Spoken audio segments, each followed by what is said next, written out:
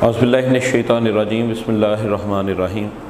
Dear students, आज हम second year में आने वाला एक इंतहाई अहम सवाल जो हिस्सा मरूज़ी के अंदर आता है और 5 नंबर का ये सवाल होता है, मस्दर को बतौर इमदादी फ़ेल इस्तेमाल करना, इसके बारे में सीखेंगे।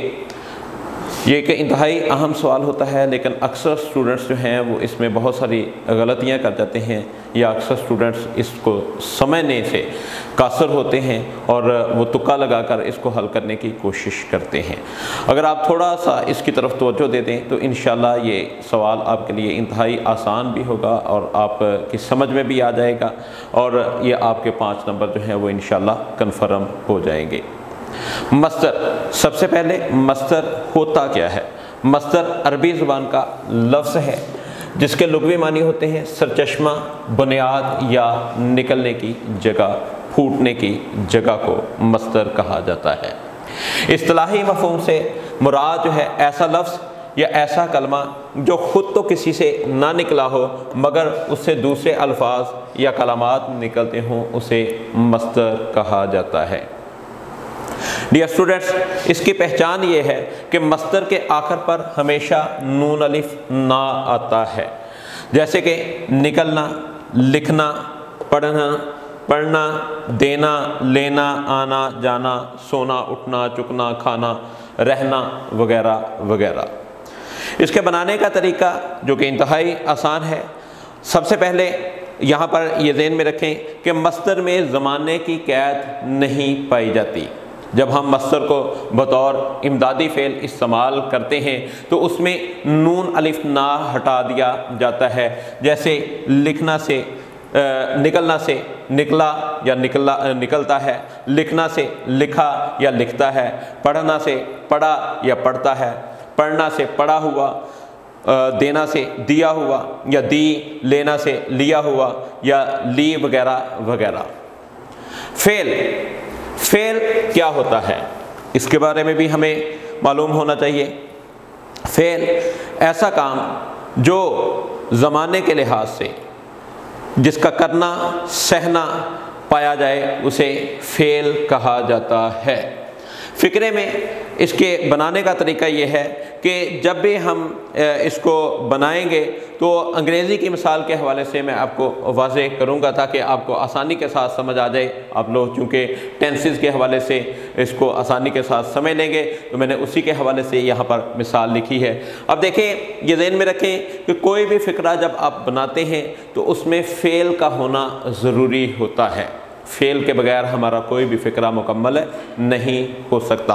हाँ, उसमें ज़माने की कैद पाई जाए या ना पाई जाए वो एक अलहदा मामला है, लेकिन फ़ेल के बगैर हमारा कोई भी फ़िक्रा मुकम्मल नहीं होता। जैसे ही रन्स, वो दौड़ता है। ही रन्स, रन इसमें क्या है? रन इसमें वर्ब है, फ़ेल है, और ही जो है वो आपका यहाँ पर फ़ाइल के तौर पर इस्तेमाल हुआ है। अब देखें कि यहाँ पर ज़माने की कैद नहीं पाई गई, कब से दौड़ रहा है, कब तक दौड़ता रहेगा, ठीक है। लेकिन जब आप इसको जो है वो क्या करेंगे, इमदादी फ़ेल इस्तेमाल करेंगे तो फ़िक्रे के अंदर जो है वो खूबसूरती पैदा हो जाएगी, उसके अंदर हुस्न पैदा हो जाएगा और उसके अंदर सलासत और रवानी आ जाएगी जो फ़िक्रे में निखार पैदा कर देगी। अब इसको देखें कि इसी फ़िक्रे को हम इमदादी फ़ेल में भी कन्वर्ट करते हैं। ही रन्स को अगर आप इसका इमदादी फ़ेल he is running, he is running, is जो है यहाँ पर हेल्पिंग वर्ब के तौर पर आ गया तो इसने आकर फ़िक्रे के अंदर हुस्न पैदा कर दिया, खूबसूरती पैदा कर दी। यहाँ पर ये ज़हन में रखें कि जब इंग्लिश में आप फ़िक्रा बनाते हैं, सेंटेंस बनाते हैं तो फ़िक्रे में सबसे पहले जो है वो आपका फ़ाइल आता है, उसके बाद आपका हेल्पिंग वर्ब आता है और उसके बाद जो है वो आपका फ़ेल आता है, वर्ब आता है और उसके बाद आपका ऑब्जेक्ट आता है, ठीक है। यहाँ पर ही इज़ रनिंग, वो दौड़ रहा है, ही यहाँ पर जो है फ़ाइल के तौर पर आ गया और यहाँ इज़ जो है हेल्पिंग वर्ब के तौर पर आ गया। लेकिन जब आप उर्दू में इस फ़िक्रे को बनाएंगे, اردو میں بنائیں گے تو اردو میں اس کی ترتیب جو ہے وہ الٹ ہو جاتی ہے، اور وہاں پر جو ہے آپ کا فعل پہلے آ جاتا ہے اور امدادی فعل جو ہے وہ بعد میں آتا ہے، فعل اور امدادی فعل۔ یہاں پر آپ دیکھیں ہی از رننگ آیا ہے اور یہاں پر رہا جو ہے وہ آپ کا بعد میں آیا ہے۔ تو اردو فقرات بناتے وقت یہاں یہ ذہن میں رکھیں کہ فقرے میں اصل فعل کے بعد آتا ہے، جبکہ انگلش میں فعل سے پہلے امدادی فعل آتا ہے، لیکن بعض اوقات اردو فقرات میں بھی امدادی فعل جو ہے وہ اصل فعل سے پہلے بھی آ جاتا ہے۔ ایسا کب ہوتا ہے؟ ایسا اکثر اوقات جو ہے وہ شاعر حضرات اپنے شعروں کے اندر ایسا کرتے ہیں۔